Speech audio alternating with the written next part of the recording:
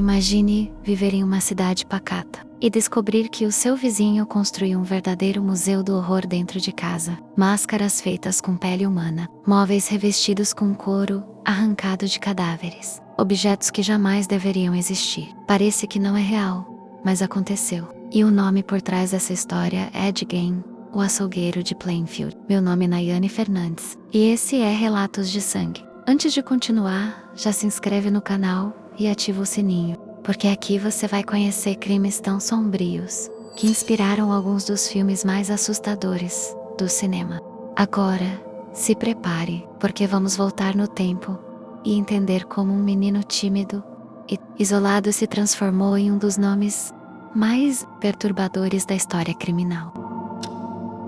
Infância e isolamento. Ed Gein nasceu em 27 de agosto de 1906, em La Crosse, Wisconsin. Sua mãe, Augusta, era uma mulher controladora, obcecada por passagens bíblicas sobre pecado e punição. De acordo com ela, o mundo era corrupto e as mulheres, exceto ela, eram instrumentos do diabo. Seu pai, George, era alcoólatra e praticamente ausente. Ed cresceu com um irmão mais velho, Henry, mas a relação entre eles era distante. A família vivia isolada, sem amizades, sem interações sociais. E Augusta pregava que qualquer contato com o mundo externo levaria à perdição. Essa criação sufocante moldou uma mente frágil, incapaz de distinguir fé fanática de realidade. Ed não aprendeu a se relacionar, não aprendeu a confiar em ninguém. E, sem que alguém percebesse, estava sendo preparado para se tornar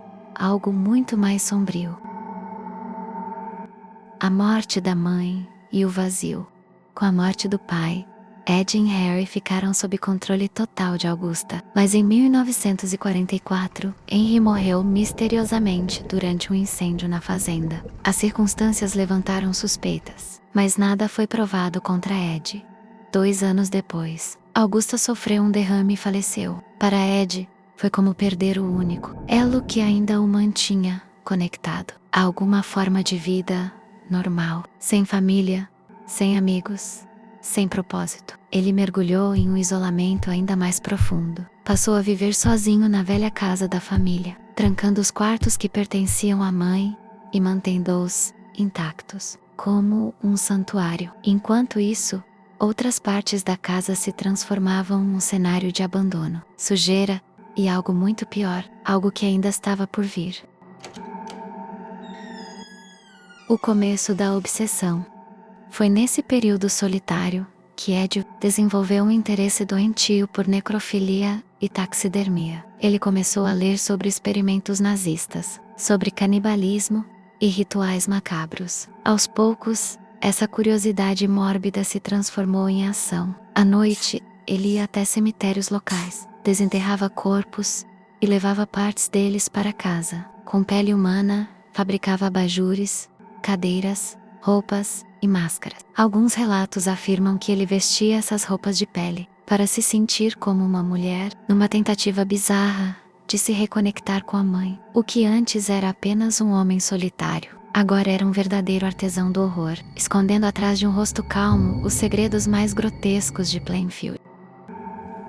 O crime que revelou tudo.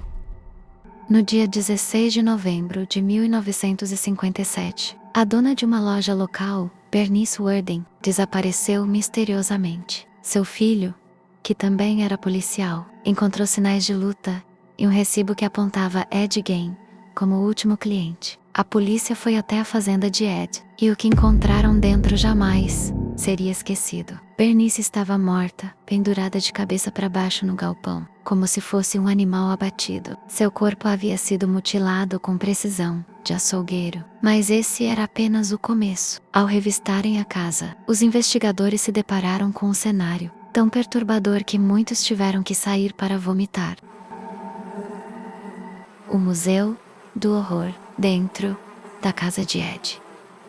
A polícia encontrou um verdadeiro museu macabro e bacias feitas com crânios humanos, máscaras costuradas a partir de rostos, cadeiras e luminárias revestidas de pele, e até um cinto feito com mamilos humanos. Havia restos mortais espalhados por diferentes cômodos, misturados com utensílios domésticos, como se fossem objetos comuns. Alguns corpos vinham de cemitérios que Ed havia saqueado, mas outros eram resultado de assassinatos não confirmados. A frieza e a naturalidade com que ele admitia suas ações deixaram claro que, para ele, aquilo não era maldade, era apenas a sua vida. O julgamento. Ed Gein foi preso, mas considerado mentalmente incapaz de enfrentar um julgamento tradicional. Passou anos internado em hospitais psiquiátricos, onde se mostrava calmo, obediente e até amigável com funcionários. Em 1968, foi considerado apto para julgamento, mas acabou condenado apenas por um assassinato, devido à falta de provas sobre outros crimes. Foi novamente enviado a um hospital psiquiátrico, onde viveu o resto de seus dias. Na visão de muitos, a pena foi branda demais para alguém que havia cometido tamanha atrocidade. A morte e o legado de horror. Ed Gein morreu em 26 de julho de 1984, aos 77 anos, vítima de câncer. Foi enterrado ao lado da mãe, em um túmulo que acabou sendo vandalizado por caçadores de souvenirs macabros. Sua história permanece como um dos casos criminais mais perturbadores da história dos Estados Unidos. Um lembrete de que o mal pode estar escondido nos lugares mais inesperados, e que por trás de uma face aparentemente inofensiva pode existir uma mente capaz das piores atrocidades. Essa foi a história de Ed Gein, o açougueiro de Plainfield, um homem que mostrou que às vezes a realidade é mais assustadora que qualquer filme. Quer ver outra história macabra aqui no canal? Deixa sua sugestão nos comentários. Semana que vem tem mais.